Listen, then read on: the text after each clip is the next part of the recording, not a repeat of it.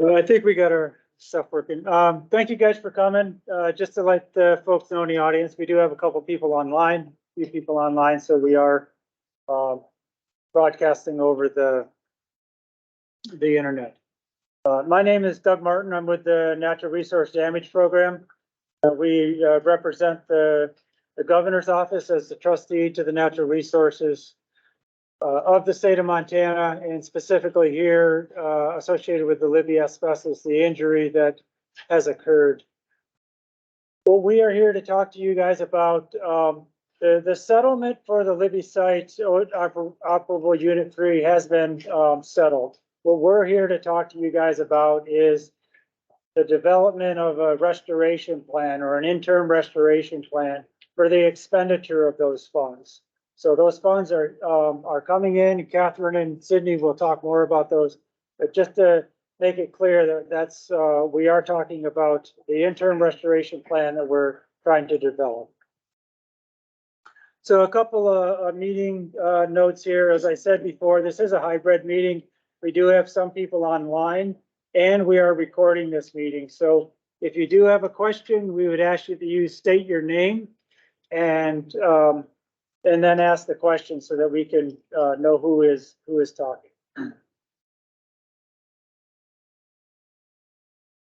Just some other housekeeping notes.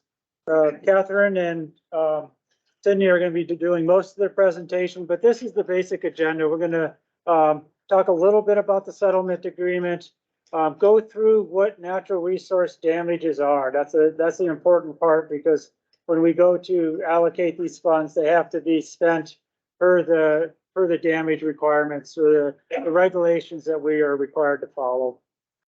Sydney will then talk about the process that we're in now in developing this interim restoration plan and the solicitation for projects and comments associated with some of those potential impacts of those projects. So with that, I am going to turn it over to Catherine, and we'll go through the rest of the presentation.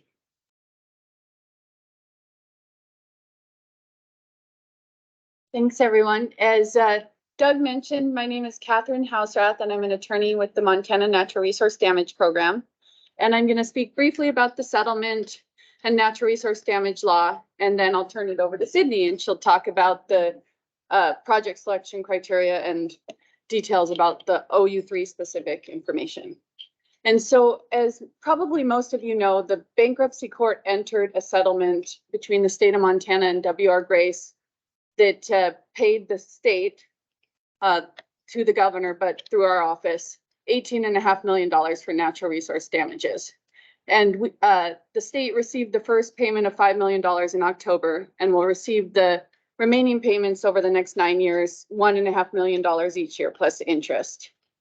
And this settlement, Sydney will get into more of the specifics, but very broadly, this settlement was intended to compensate the people of Montana, so everyone in this room and everyone in Libby and the state of Montana, for injuries caused by the mine site to publicly held natural resources. The settlement did not address or prejudice any private claims that people have, such as private property claims or human health claims. It solely is intended to address injuries to publicly held natural resources that we all own at the state. And that's important to keep in mind, because I think it helps filter the projects as Sydney's talking about more specifics. And tonight we're here to explain the scoping process for developing the interim restoration plan and explain the process for submitting ideas for restoration actions that could be funded in this interim plan. We're looking, as Sydney will explain in more detail, looking to allocate some portion of the money that we will have in hand for the 2024 construction season. And we're also looking if there are any concerns with any of the projects that we talk about tonight or that are in the memo. We're interested in hearing about that so that that can be incorporated into the restoration plan. And so a little bit about our program, because we're somewhat unknown in the state. We were formed in 1990 to litigate the state of Montana's case in the state versus Atlantic Richfield in the Upper Clark Fork River Basin. And of course, we've expanded a little bit since then, but we're a small program of attorneys, scientists, and fiscal and administrative staff. And we work on behalf of the governor, who is the trustee for the natural resources for the state of Montana. And we have two components to our program. We have the recovery side, where we evaluate and assess and then pursue claims for natural resource damages through settlement negotiations or litigation potentially. That's the part of the process that we just completed with the settlement agreement that was entered in the bankruptcy court. And then the second part of our program is the restoration side, where once we have those settlement dollars, then we implement restoration actions using those settlement funds to address the injuries to the natural resources. And that's what we're here today on, is to talk about that process. And so here's just sites that we work on in the state, both places where we're pursuing new claims, as well as places that we have settlement agreements and are implementing restoration actions. And some terms that we use that are helpful to understand when we're talking about the work that we do. I'm going to go over some of the most common terms here. First is an injury, which is an adverse impact to a natural resource. And the most common example, or the easiest to wrap your head around, is an exceedance of a water quality standard. So if the state has developed standards for surface water or groundwater, and you have more contaminant than that in the water, then that's an injury. But there's other types of injuries too, as well, that are a little more complicated. And then damages are the funds that the state can recover for these injuries to the natural resources.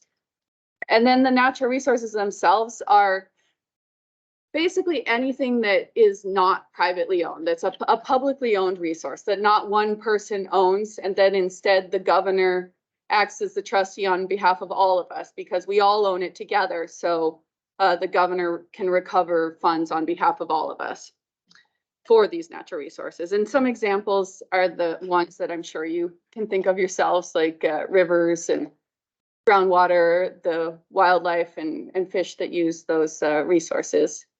And then finally, the natural resource services are another term that we use quite a bit. And that the most common example of a natural resource service is recreational use, such as fishing and hunting and wildlife viewing. But other services provided are like food and habitat for wildlife. And then the laws that we operate under are the CERCLA, which I'm sure a lot of you are familiar with, Superfund. And then there's also a state equivalent law that's very similar to the federal Superfund, state Superfund, that has similar provisions in it.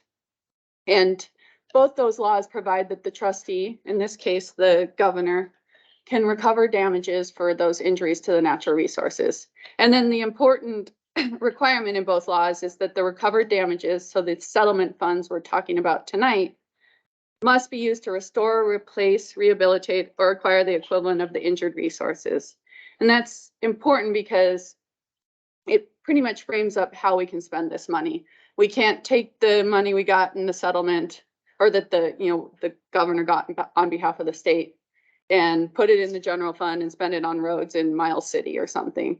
And we can't build a casino. It has to be used to address the injuries that occurred from the mine site. And then the objective of the restoration actions is to return the injured natural resources to what's known as baseline, which is essentially what the environment would have been like if the mine site wasn't there. Often this isn't possible, and so you're either trying to get as close as possible to baseline or doing replacement projects, which Sydney will talk more about those. And so briefly in Superfund, to explain the difference between the part that most people are more familiar with, which is the cleanup part, and the restoration side. So the first part of Superfund, the reason Superfund even gets involved in a situation is when you have a release or a spill of a hazardous substance. So in this case, the mine starting to operate. And then usually the first step is you'll have a cleanup of the or remediation of the hazardous substance. And that is something that is required by EPA in consultation with DEQ. And in this site, W. Grace is performing that work under the oversight of those two agencies. Our settlement had nothing to do with the cleanup. The $18.5 million cannot be spent on the cleanup side of it. It's solely intended for the restoration. And so that is entirely separate from the work that EPA and DEQ are requiring of Grace. And also the work that EPA and DEQ require of Grace must make the site protective of human health and the environment. So they get it to that point without the settlement being used for that purpose. And then what we're talking about tonight is the restoration side, where the damages that that the state of Montana received in the settlement are then used to restore the injured resources, as well as compensate the public for the interim loss of those resources. And that's the part of Superfund we're talking about. And so here's a nice picture that explains this concept. You can see there on the left, the baseline is the resources before they were impacted by a hazardous substance. Then you have the release, and it has a pretty significant impact. And then you get your cleanup, and it gets back to where it's protective of human health and the environment. But you still have all this lost use of where people weren't able to recreate, or they weren't able to, the surface water was injured. As well as you have the difference where it might be a protective cleanup, but it's still not back to the way it was before the mine site operated. And so that's what we're talking about when we talk about natural resource damages. We're trying to come up with projects that do as much as they can to make the public whole for those losses. And so with that, I'll turn it over to Sydney, who's our project manager on the site, and she'll talk about more specifics. And we'll take questions at the end as many as anyone wants. So thank you. Thanks. So yeah, I'm Sydney Stewart. I'm an environmental scientist with NRDP, and I'm the project manager for our work in Libby. So some of this information is going to be a little bit redundant, but hopefully that's helpful. There's a lot of information tonight. So to talk a little bit about the settlement agreement included $18.5 million in natural resource damages, and that's for injuries to state natural resources in or relating to Operable Unit 3 of the Libby Asbestos Superfund site. And that money is going to come to the state over 10 years. So the first installment was received in October, and that was $5 million. And then the state will receive $1.5 million plus 4% interest every year for the next 9 years. So the first one should come in April of next year, and it should be about $2 million when we include that interest. So if you're keeping track, next spring, there should be about $7 million that the state's received.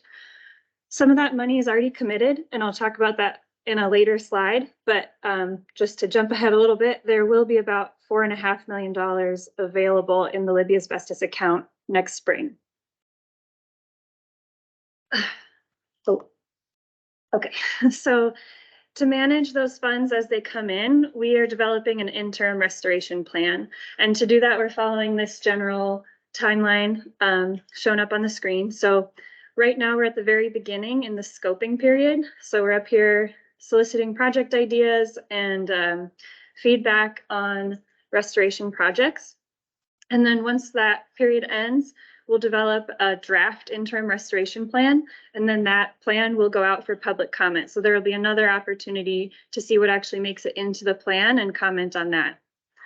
Then after that public comment period, we'll incorporate any comments we receive into the final interim plan, and that will be taken to the governor, again, the trustee for natural resources. And once the governor approves it, we can begin implementation.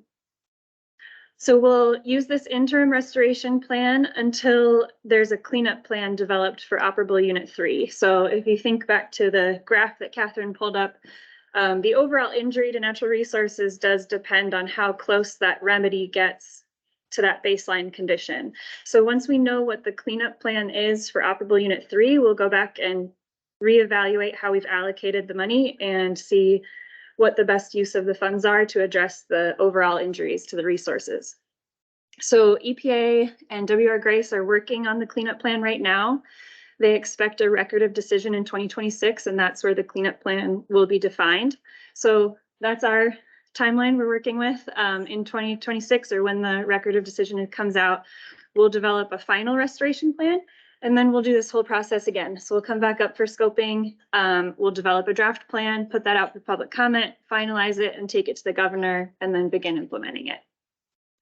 And then when we have that final plan in place, we can always go back and amend it if we need to. So if the final cleanup that's actually completed at the site differs at all from what was planned in the record of decision, we can go back and amend our plan to make sure that we're adequately addressing the injuries to resources. So right now we're doing the interim restoration plan, and this plan will describe how the money is being managed and how it's being spent during this interim period, so before the final cleanup plan is known. The interim plan will have an introduction. It'll have some info on the injured resources and Operable Unit 3, and then it'll talk about how we're going to spend the money.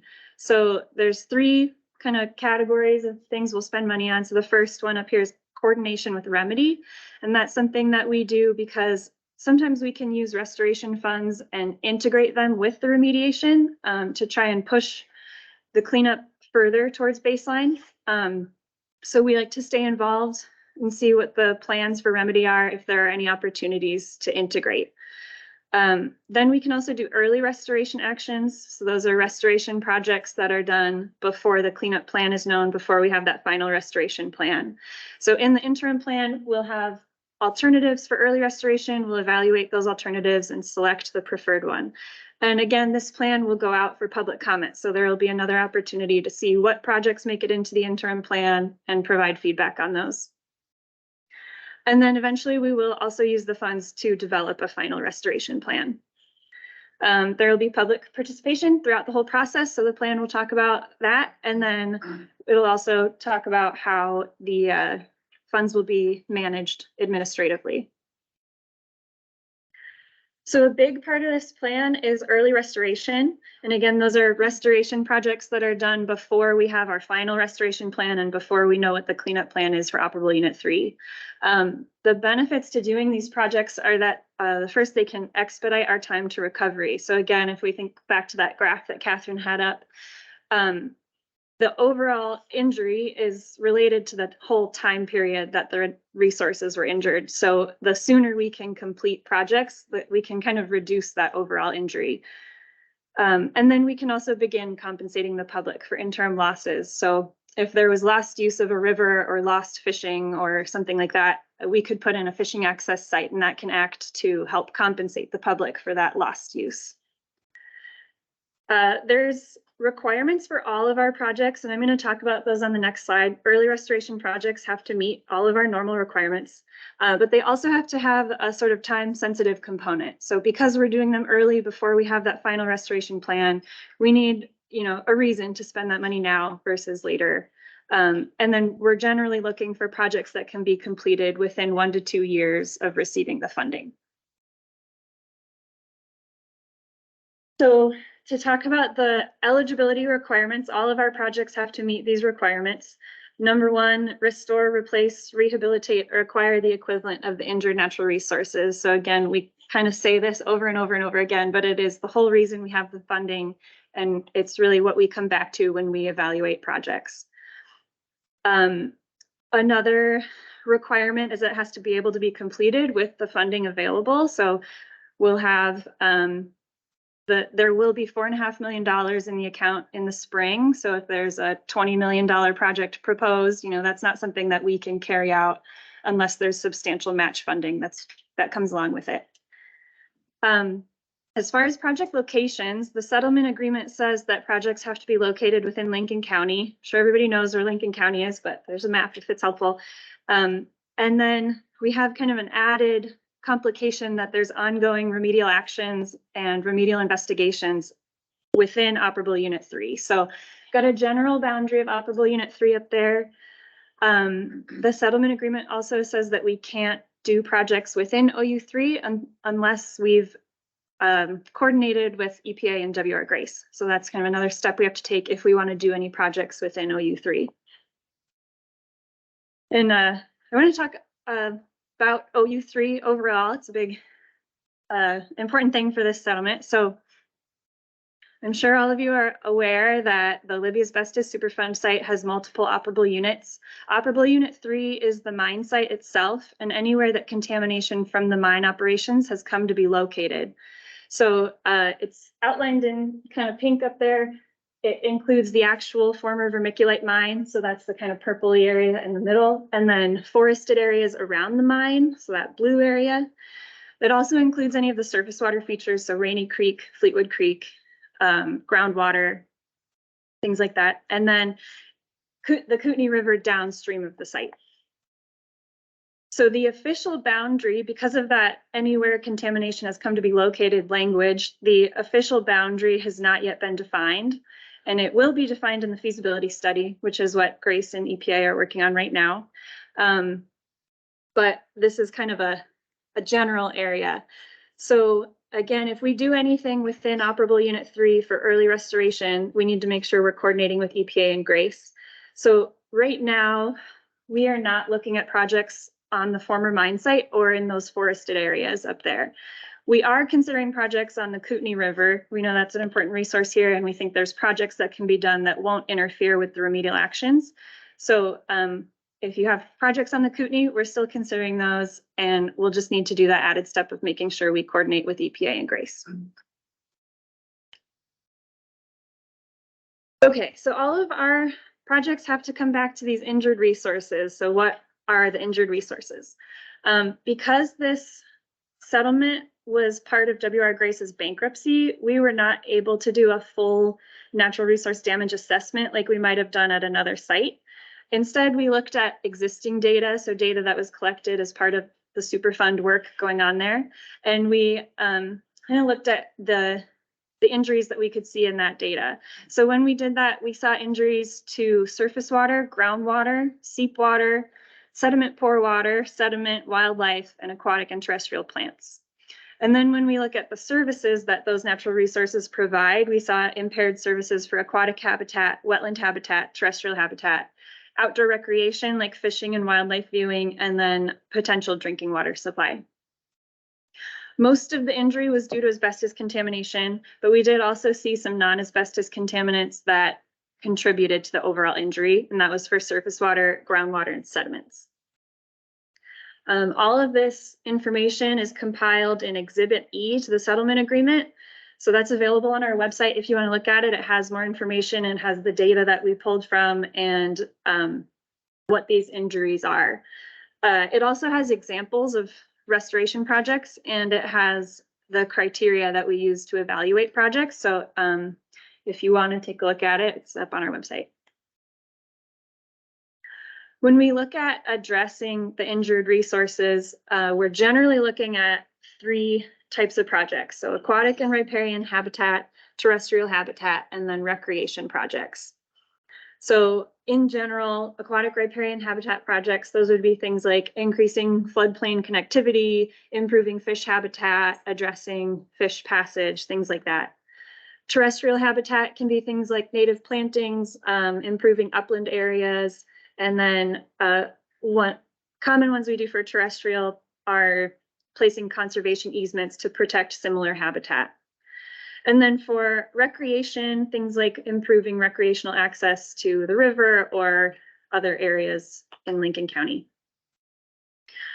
So since the settlement agreement, we've been reaching out to stakeholders and resource managers within Lincoln County to try and get an idea of what projects might look like in this area. So what are good projects that we can work on? What are the main limiting factors for natural resources here, and how can we best spend this money? So from those conversations, we've gotten some project ideas, and I want to provide these as examples tonight. I'm not an expert on these projects. If you want more information on them, I can try to connect you to the right people. But just to give you an idea of what projects would be eligible for funding and projects that resource managers in the area think would be good for this money. So for aquatic and riparian habitat, we had projects that would help to bolster native red band trout brood stock, a project to install a fish screen on Parmenter Creek and then look at ditch efficiency and see if we can improve late season flows. And with this one, I just want to mention that we can do projects on private land, but to do them, we need the permission of landowners. So it would be totally dependent on whether the landowner's interested in doing that project. We can't come in and force people to do a project, and we don't really want to do that anyway. So if we were to work on a specific ditch, like a ditch on Parmenter Creek, we would need to go to those landowners and make sure that they want it done as well. Another project that came up was evaluating the feasibility and cost of different restoration projects on the Fisher River, and then different riparian restoration, stream bank stabilization, channel reconstruction on Wolf Creek, Libby Creek, and Lake Creek. For terrestrial projects, again, conservation easements are a good one to protect similar habitat. We can also do projects that restore shrubland vegetation and promote diverse forest habitat. For recreational projects, we've had project ideas to develop, acquire, or improve recreational access. So access along the Kootenai River or access outside of the Kootenai River. We could do fishing access sites or trails along the Kootenai, and then conservation easements that we've done in the past generally have some sort of public access component. So like enrolling in the block management program or something like that. And then another project that's been brought to us is to develop a Kootenai River corridor outdoor recreation management plan. So looking at access and safety along the Kootenai River. And again, if you want to know more about any of these projects, I can point you to the people. A lot of you guys are those people. But these are just some examples that we want to put out and give you some examples of projects in the area. So when we do look at projects, we have to look at these criteria. We have legal criteria and then policy criteria. So the legal criteria are outlined in the natural resource damage regulations. They're things that we have to look at. They're described in the memo that is online and some printed copies here. I'll just go through them briefly. So technical feasibility, we want to make sure that any projects we put in have a high likelihood of success and are actually feasible. Costs, relationship of cost to benefits. So that's not necessarily a strict cost benefit analysis, but we do want to make sure that the expected costs are commensurate with the anticipated benefits to the resource. Cost effectiveness refers to using the most cost effective method to complete the project. So if we have two projects that have a similar level of benefit to a resource, we would want to go with the least costly. Results of response actions, that again gets back to the remedy at OU3. So we don't want to do any projects that might interfere with the remedy or make it harder to implement those remedial actions.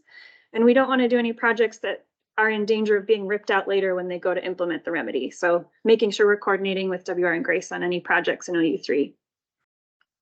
We also look at environmental impacts. So that's short-term impacts, long-term impacts, impacts to the resource of interest, impacts to other resources, direct impacts, indirect impacts, all of those things. And then I'll just also mention that all of our projects, we also do an evaluation under the Montana Environmental Policy Act, or a MEPA evaluation. So that also looks at environmental impacts. And then recovery period and potential for natural recovery. That's the ability of the resource to recover on its own without any intervention. So we're looking for projects that can help the resources recover faster than they would if we didn't do anything. We also want to look at whether there's anything we need to consider for human health in implementing the projects. And then all of our projects have to comply with federal, state, and tribal policies, rules, and laws. And then policy criteria, those are things that we as a program use throughout our sites in the state. Price refers to acquisitions or things we buy. So if we're acquiring land or water rights or anything like that, placing a conservation easement, we need to make sure that the state is getting a fair price for those. And then location, we talked about it a little bit, but we're looking for projects in Lincoln County and then outside of that anticipated cleanup area. So right now we're not looking at projects in the mine area or the forested area around it. But also related to location, we want to make sure that any project relates back to the injured resources. So Lincoln County is a big area when we look at it in relation to Operable Unit 3. The resources don't necessarily stay on OU3. If we're looking at something like a fish population, the fish are moving up and down and throughout the watershed. So we could do a project that's somewhere else on the Kootenai or in a tributary, and that project would still help that injured fish population without necessarily being located directly on Operable Unit 3. That being said, if we're looking at a project that's completely outside of the Kootenai River Basin, that would be a lower priority for us than something that would help that injured population. And that also refers to recreation projects. So we wanted, if we're implementing a recreation project, we want it to be most beneficial to the people that experience those lost use of resources. And then normal government function is a little bit of a tricky one, but basically we don't want to use this funding for things that the government would otherwise be responsible to do.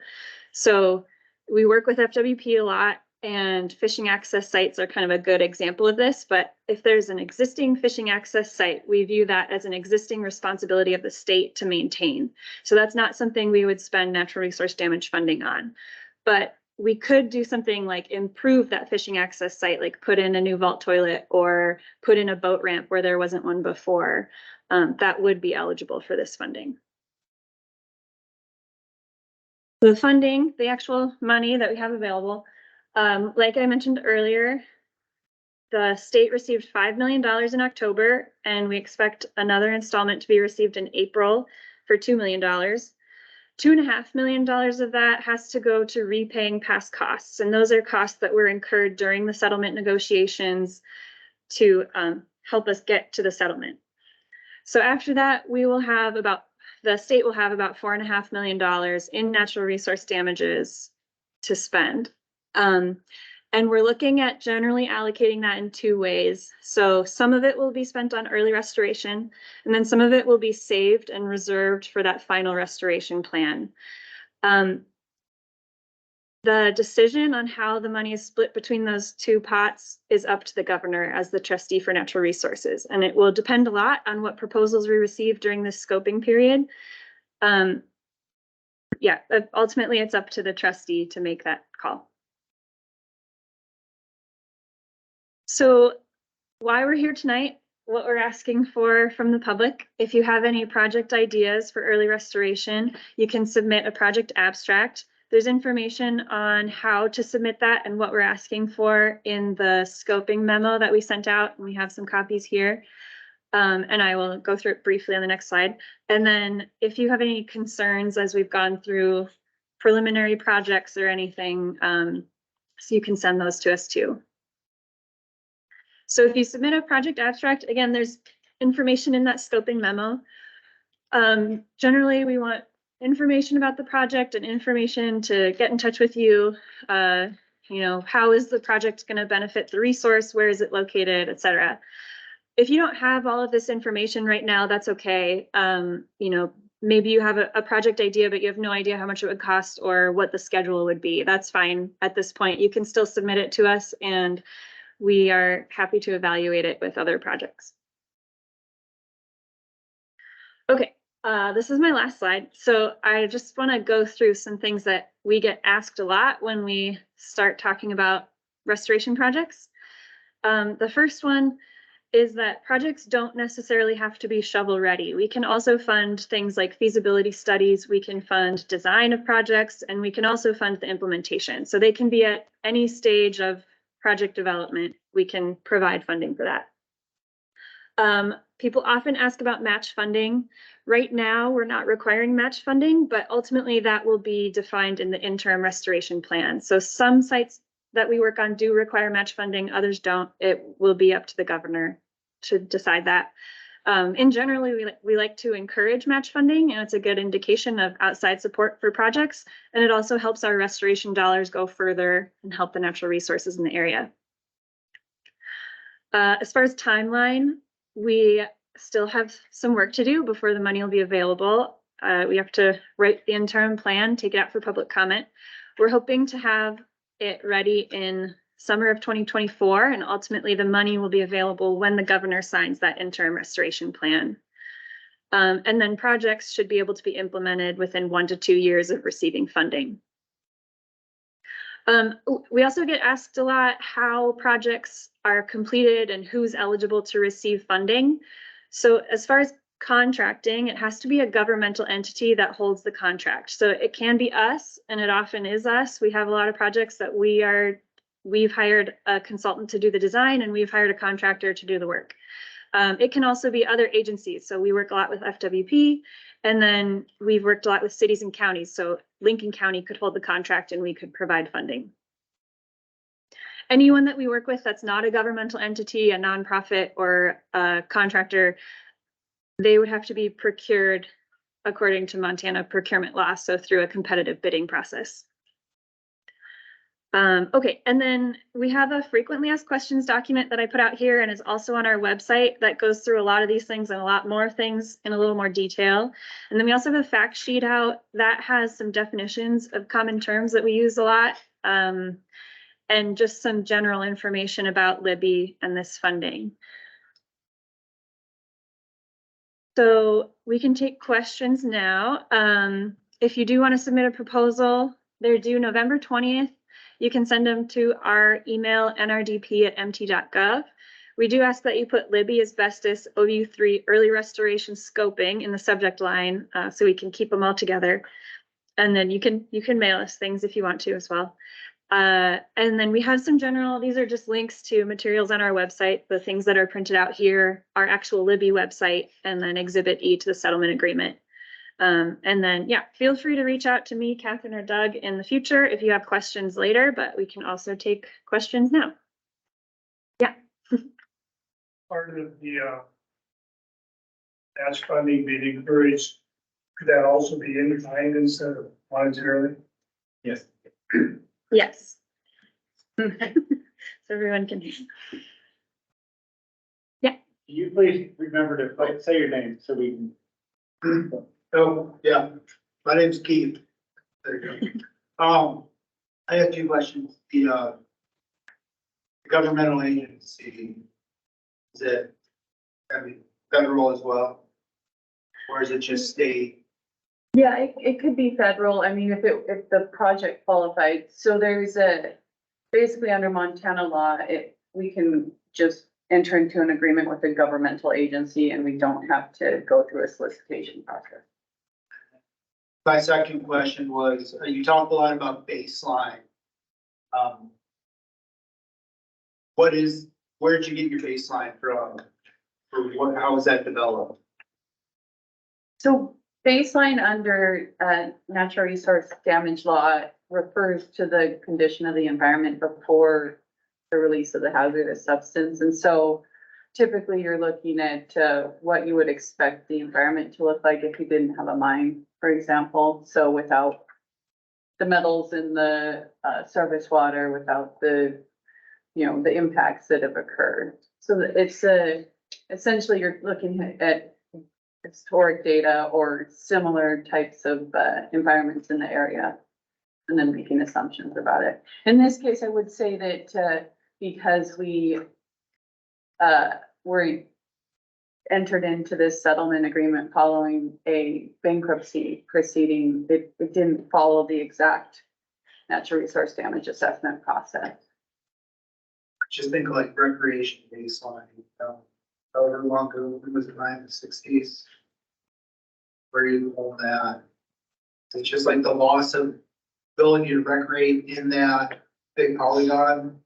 Yeah, so it would be a reference area. I mean, you wouldn't base it on the levels of recreation that people were doing in the 60s. Okay. You're looking at current levels and all of that time period in the past, right? Like each year that people weren't able to, wade fish or whatever Okay.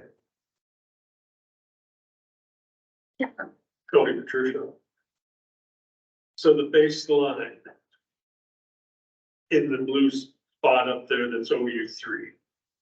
And if there would have been, today there would have been 500 hiker days up there or whatever in OU3. How does that relate to the rest of Lincoln County as far as damage or injury to a resource. I don't quite understand that, Lee. So, and this is Doug speaking, so I think we need to go back to the baseline. So the baseline actually is more associated with the natural resources. What were the baseline of those natural resources? The recreation is a component of that, or the human use of that natural resource. So, if there is we can use fish or wildlife as a component here, or the terrestrial habitat. And actually that, Tony, that would get to your question of the mine area around OU3. There is a baseline of terrestrial habitat there. That area has been damaged because of the mine and the other contaminants that have been lost there or released there. So there is a lost use of that. The recreation is more of a lost use. So, because the baseline natural resources have been reduced, there is a lost use. So that's the recreational component, is that lost, replacing that lost use. So in OU3, you can no longer go into that area, or it's reduced, or it might even be the perception. There might be people that may not want to go there because of the asbestos that has been released in the area. So there is an injury there, or there is a lost use there too. So, replacing that outside of the area where people, would like to go is part of that, restore, replace, rehabilitate, or part of the equivalent of, in the natural resource damage law. Okay, I get it. I think it's kind of abstract. It's accept it and move on. Okay, so then we're gonna have $4.5 million in the Libby account with the DOJ. And then when the interim plan is signed and the governor approves the interim plan, then you'll write us a check for projects that are early implementation approved. So, typically, I guess, so overall, the process up to the writing to a check, I think, is a fairly accurate statement, wouldn't you say? But typically, even with other governmental agencies, we use reimbursement agreements. And so the work is performed and then we would pay for the work. So it's not, nobody's getting, $4.5 million just deposited in their bank account. Yeah, I get that part. Okay. My question is, when will the governor sign this? And 6 months from now, it's the summer of 24. Right. It ain't gonna happen. I'm gonna try really hard. I appreciate it. She will push, Sydney will push very hard to get it done. Yes, Yeah. but it is our goal, to have it done by then. It has always been our goal to take these resources, these damages, and get them on the ground. It doesn't do any good for us to put them in the bank. We invest these funds with the Bureau of Investments. They will earn interest there and they will grow, but that's not the use of these funds. The use of these funds is to put them on the ground and to, put them to work, restoring the resources or those lost services. So we will be here in 2024 doing some sort of this. And that's part of why Sydney was talking about the idea of projects that are ready to implement now, right? So we don't want to put money into a restoration plan, but then the person, the entity isn't actually able to do the work for 2 years. That doesn't do anybody any good. We want projects that are ready to start working on, even if it's designing or planning process, like some of the proposals we've already gotten.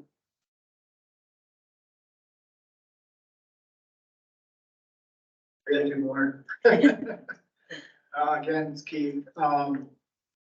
You may have spoke on this, and I just pick it up. $17 million is a lot of money. We probably talked up and phone at some point. Like, it's hard to come up with $17 million worth of projects. 10 years from now, if it's not spent out, then just keep building interest. And that there's no sunset date on that money. Correct? Okay. No. Okay. Perfect. And then you touched it on the end. I just wanted to make sure I heard it clearly. As far as like project proposals, if somebody is, we'll just say a member of the public came up with an idea, a project being developed, is a valid project, you facilitate, say, like their request for proposals out to, like, say, engineering firms and stuff like that, so it doesn't fall on the member of the public. Okay, sure. Yeah, we do that for a lot of projects. So, take a lot of training to do procurement work. How much interaction is there between, like, say, you and then the proposal? The person that submitted the proposal on that front. Well, A lot of it depends on the project. Yeah. And it's project specific. So for instance, if it were, if somebody came to us and wanted to develop a fishing access site, we could take the lead on that. We have, in cases. But depending on where that project is located, it might be better to look at Fish, Wildlife and Parks and their program to, because they do, develop and maintain fishing access sites all across the state. So, depending on the project is, depending, we may have another partner or another agency help us implement it. It's really project specific. and if you give us a proposal and you wanted to facilitate connections with, if it's something that needed to be done on, that required some access on private land and oh, hey, I know someone who's on the Fisher River who's really interested in, or whatever I'm not sure exactly what the proposal is, but, there's definitely opportunities to remain involved, and a lot of our nonprofit partners have, are heavily involved in proposals that they give us. Okay. Good to know. Wait, Patricia, so you talked about remedy money and restoration money, but sometimes we put restoration money into the remedy. Controls that. We will monitor that. So for instance, when we do know that when the record of decision, has been, completed and we're working toward, the final restoration plan, if there's an opportunity to implement or integrate some restoration with the remedy, we have found to do that to be very effective as to help, restore the resources. And that's something that, we would work with EPA and Grace on, or if there's a member of the public here that has an idea, we will be around, and, be happy to work on that. A lot of time that takes a lot of negotiations with the responsible parties to get that done, and we have done that in the past. There is a gray area between remediation and restoration. We are very careful. Our funds are limited. Keith, you mentioned $17 million is a lot of money. It is a lot of money until you divide it up, and then it becomes, little pots of money, scattered. So, it was a settlement. So we do not have enough money to restore all the resources that have been damaged. So we are very careful about, telling where we go on, that gray area and what is implemented and what isn't integrated. I think not integrated with the project. It seems to me that the remedy is pretty specific, Rainy Creek, et cetera, that's the remedy. But the restoration is gonna be in the Fisher River or down in the falls, areas that won't have a remedy applied to them. And so why would we put restoration up the creek, if you will use the expression? Why would we put restoration money up there for the remedy? So I don't know that we're anticipating that we will. Right now- That's fair. Okay. We're actually specifically looking outside of the forested and the mine site area right now for a project. I think they own that remedy and they should pay for it. The We agree. restoration is for our benefit and we shouldn't pay for their mistakes. So we're in 100% agreement with you. in situations where, so restoration funds can't be spent on remedy unless EPA selects a remedy that doesn't include something that is important, right? But in general, it's our position. That's one of the reasons why it's important to stay out of areas where there's anticipated cleanup so that we don't spend restoration funds on what should be paid for by grace. So I don't think, we're all in agreement on that.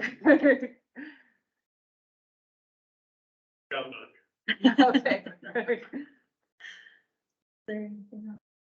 No, Not yet. no questions on one. Does anybody online have any questions?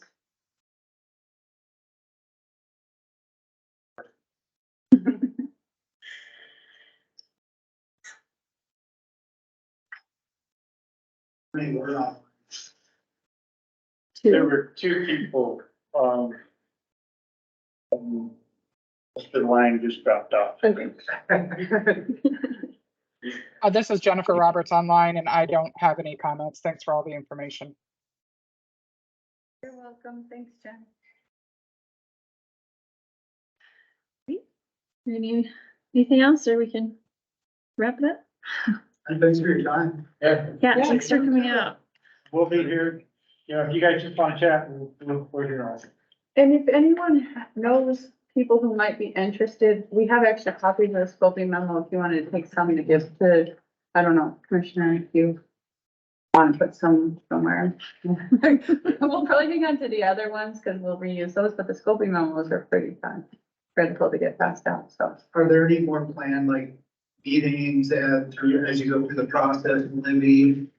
We'll definitely have another public meeting once we issue the draft interim restoration plan. We'll come up here and do another public meeting and talk about what's in the plan and then ask for more public input on that before it's finalized. And then as needed, I don't know. in 6 months. We're hoping, we hope to have a draft interim restoration plan before 6 months. Yes. Yeah. In the winter. We're gonna have money in 6 months. That's the hope. Summer of That's 24. my plan. Yeah. So Well, we'll have something drafted. It's just, there's a lot of important competing priorities, and so that the governor will need some time to look at what's being recommended. So, Yeah, I guess we're hoping for maybe February or something for an interim plan, but we'll see. I'm hoping to ski at Turner when I come back here. for the interim.